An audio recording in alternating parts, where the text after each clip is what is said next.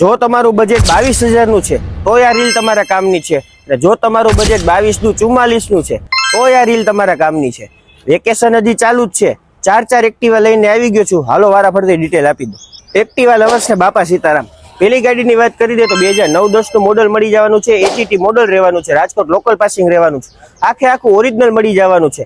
RTO ના totally કાગળે complete મળી જવાના છે, 31 લગીન પાસિંગ ચાલુ મળી જવાનું છે। ગાડીની કિંમતની વાત કરી દે તો ખાલી ને ખાલી 22,000 રૂપિયામાં આપી દેવાનું છે। બીજી ગાડીની વાત કરી દે તો 2016 નું મોડલ મળી જવાનું છે, રાજકોટ લોકલ પાસિંગ, ઓરિજિનલ ગાડી વ્હાઇટ કલરમાં રહેવાની છે।